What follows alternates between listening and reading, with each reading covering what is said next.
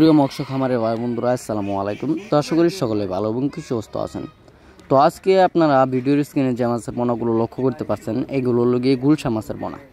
আমরা জানি পুকুরের যে নিচের স্থলের মাছগুলো থাকে ওদের মধ্যে বেশি পরিমাণ লাভ করা যায় গুলশা মাছ চাষ করে। তো আপনারা যারা পুকুরে অন্যান্য বাংলা মাছ এবং কি কার্প জাতীয় মাছ চাষ করে থাকেন, তারা অবশ্যই আপনারা পুকুরে মিশ্রভাবে এই গুলশা মাছের পোনাগুলো দিতে পারেন। আপনারা যদি এই গুলশা মাছের পোনাগুলো মাত্র 6 মাছ চাষ করেন মিশ্রভাবে, তাহলে দেখা গেল 20টা থেকে 25টা কেজি আসে এবং কি এই মাছের বাজার রেটও রয়েছে বিপুল পরিমাণ। তাই আপনারা এই মাছ চাষ করে ভালো একটা মুনাফা আয় করতে পারবেন। এবং কি এই মাছ মিশ্র চাষের হিসাবে দেখা যায় আপনারা অন্য অন্য কার্প জাতীয় মাছেরকে যে খাবার দিবেন, সেই খাবারটা খেয়ে এই মাছগুলো মাত্র 6 মাসে বাজার যাতায়াত করতে পারবেন। তাই এই মাছ আপনারা যারা সংগ্রহ করতে চান এবং কি পুকুরে চাষ করতে চান, তারা অবশ্যই ভিডিওর স্ক্রিনে দেওয়া নাম্বারে যোগাযোগ করে এই মাছের পণ্যগুলো অর্ডার করতে পারেন।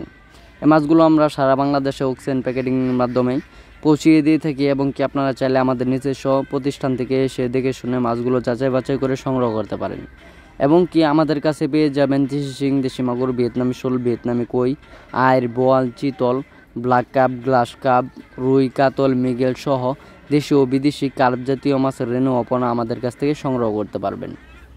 এবং কি আপনারা যদি চান এই গুলশা মাছ এককভাবে চাষ করতে চান, তাহলে অবশ্যই আপনারা এই গুলশা মাছগুলো এককভাবে চাষ করে ভালো একটা মুনাফা আয় করতে পারেন। কারণ এই গুলশা মাছগুলো এককভাবে এবং কি মিশ্রভাবেও চাষ করা যায়। বাণিজ্যিক হিসাবে আপনারা যারা এই গুলশা মাছ এককভাবে চাষ করতে চান, তারা অবশ্যই এককভাবে চাষ করতে পারেন।